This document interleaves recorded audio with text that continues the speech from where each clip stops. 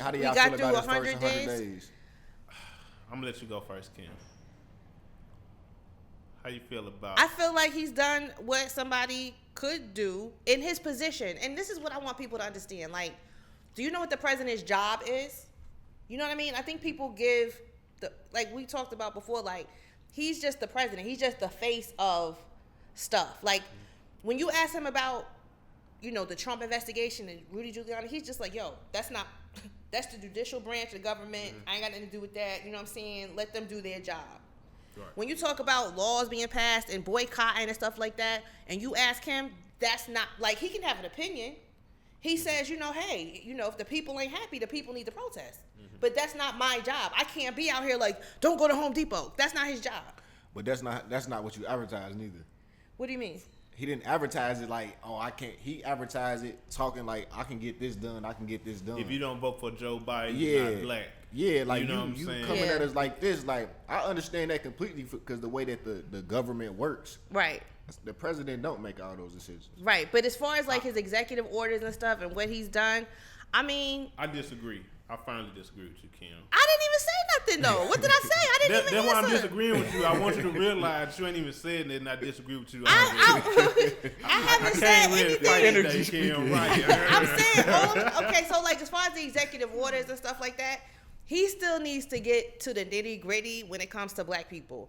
Like he came to Atlanta to do his 100-day thing or whatever because he recognizes that Atlanta is ground zero when it comes to voting and participation. Like we, the black people of Atlanta, we get it. But I think we got to get past that of like just accepting performative shit. Right. Like, okay, yeah, you fellowshipping with us, like that's cool. You recognize that, but what you doing? So what are you doing? Like, right. But I think me personally, I ain't mad at his 100 days. I've seen some things change. I just think he kind of had to clean up stuff from Trump. He has to, right. So that's going to take a minute. I can't say that I was expecting much. I know it takes time for certain things, and I'm just, I think it's just more so we got that sense of normalcy back, which is cool, it's like but you it's could not right. Like you calming everybody down, like you getting people. My main thing was coronavirus. Like I'm not gonna lie, like and that's getting taken care of. My first thing on the list when I was thinking about the next election and how we only had two options at one point. When it came down to the two options and coronavirus was going like this, I definitely think on that aspect we made the right decision, which is also helping with jobs, which is also helping with the 1,200, the 1,400, the moratoriums on evictions and paying bills. Like the Band-Aid is on. You know what I mean?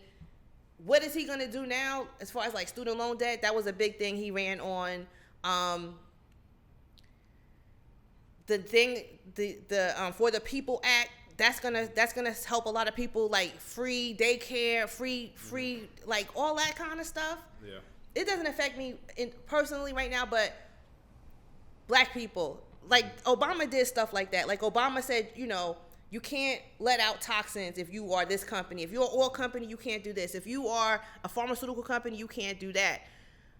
And he didn't say this is for the black people, but he knew that black people mostly live in these areas. Yeah. So because he didn't promote it like, yo, this is specifically for blacks and Latinos because they live there. And that's the problem. And I feel like that's the problem. You think they should do that? No. I feel like that's the problem with the people. Right. Because it's just like, just find take advantage of it. Like, don't complain. Right. Take advantage of it. Take advantage of it. Instead of saying, oh, this just ain't for me. Like, man, forget it. It is for you. It is, like, right. But you just want, I don't know. But that's why, like, I always tell people, like, all right, we just had Trump as president. Like, Trump was an idiot. Like, I don't like him. You know what I'm saying? He's just probably one of the worst people I've ever seen in power like that. But with all that being said, Trump did some decent stuff for business. Like, you know what I'm saying? Like, and I always tell people, like, if you're going to have me in an uncomfortable situation, I'm going to find the best way to take advantage of it. So I always tell people, like, from a business standpoint, like, a lot of business owners got money under Trump. Like, you know what I'm saying? And, like, once again, it was a lot of people down bad. It was a lot of people suffering. But, like, once again, I always tell people, the world does not care, like, about you, your feelings, or anything like that. So I definitely, I want black people to start realizing, like, that two things can be true at the same time. Mm-hmm. Like, you know, just because Trump is an idiot doesn't mean you can't take advantage of some of the tax benefits, you know what I'm saying, that he made for you if you qualify. Like, you know what I'm saying? So I think that's the big message I just want to get to everybody, because people, we're such a polarizing society. Like, we feel like it's got to be one way or another. Like, it's my way or the highway. Everything not black and white. It's a lot of gray area in life, and that gray area is what makes life interesting. So, right. You got to look at things from all angles, no matter what position you in. And I always say too, like America is a capitalistic country. Mm-hmm. Like, those are the rules of this country, and we live on here. Like, we're not the powers that be. Like, so it's like you got to play that game. You do have to play that game. You can't just be like, oh no, it shouldn't be like that. That shit ain't right. But at the end of the day, that's the rules of this land. Like, you feel me? So I can't. So what do you guys think about? So when you say that and how the decisions that were being made mostly were for business owners and stuff like that, I get it. But 50%, like more than 50% of the people in this country make less than $75,000. We found that out. Right. So who are you really leading? You know what I'm saying? Like, the poor people did not benefit from you opening back up. Mm-hmm. The rich people did.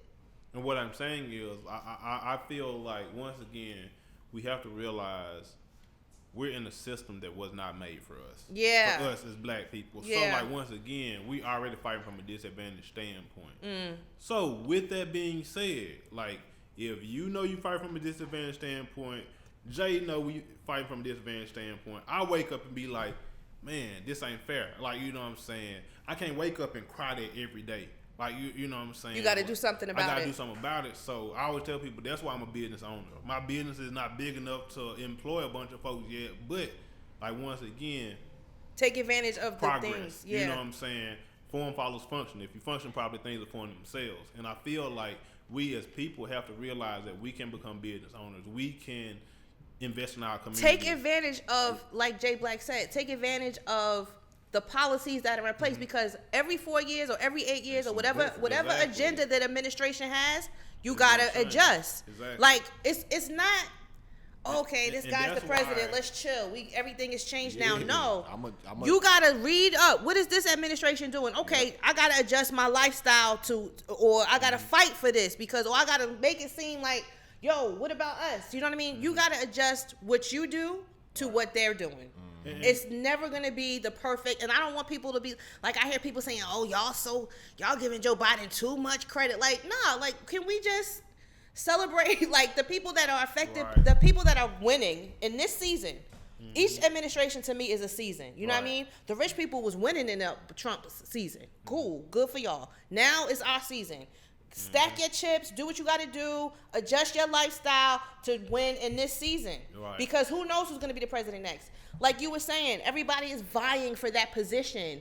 Everybody is vying because, like you said, this is a polarizing, we're so polarized, right? Mm-hmm. So the people that are seeing these changes and the status and the color of this country changing, they're holding on for dear life. So they're going to be drawn to a DeSantis, a Kemp, or people like that, because that's they're really struggling. The Republican Party is struggling right now. They have no identity. They have no leadership. So we just have to be careful. Keep your eye on those people. Mm-hmm. Like Jay Black said, like, yo, I'm starting to notice, like, what the fuck was Brian Kemp doing in Texas the other day? Mm-hmm. Like, he just been real bold. Like, even with like, going back and forth, talking about, like, with the MLB. Like, I just never really noticed him being that bold. And but he's not been. You know what he does? Like, for his campaign, he takes his shots. Yeah.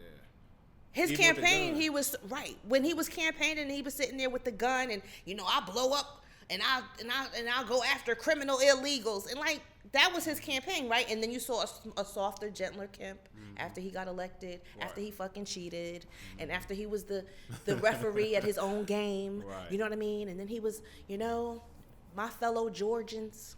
But in the back of his mind, he was always that guy that you see now. Right. So you can't be swayed by these people. Stand up and believe that he is just. To me, he's worse than Trump, because Trump calls him all kind of cowards and punks, and he still supported him. He like Ted Cruz Jr. Like, there's no way that this man can talk about my wife, can talk about how weak I am, can talk about, all this stuff under the sun, and you still Lindsey Graham, all of them. Yeah, they're crazy. just so cowardice. But once again, I always tell people how much of it is cowardly and how much of it is politics. And until It's we politics. start to understand politics, like once again, Ted Cruz don't give one flying flip what you think about him. As much as I hate his guts, as much as like he has such a punchable face, like, you know what I'm saying. But that's what makes him such a great villain, because like he literally can go to sleep at night with the fan on, not worry about it. Yeah, like, no, you know. but you know why, right? I don't know if you've ever been to Texas, but the attitude of people in Texas is different. Like, the reason why Georgia is so on the spotlight and on the scene right now is because as soon as we hear about somebody, a policy or something that's not for us, we out there. Right. Do you see that same energy? Mind you, the same laws are being passed in Texas. Exact same laws. Florida, exact same laws. Arizona, exact same laws. As a matter of fact, in Arizona, they're still counting votes. I believe it. No, literally, they're still counting votes in Arizona. Like, they're still. These places are like that for a reason, because they can get away with it. Because people move there, and even if you come from a Democratic part of the country, you get so comfortable when you move to these places that you kind of almost don't even get involved in politics anymore, because everybody's got the house, the garage, the job. You know what I'm saying? Right. And so people aren't as, now don't get me wrong, they've got some powerful people, but everybody is looking for Stacey Abrams. I see people all the time on social media like, yo, Stacey Abrams needs to come to Texas. No, you be the Stacey Abrams in Texas. We got enough going on over here. Yes. And so do y'all.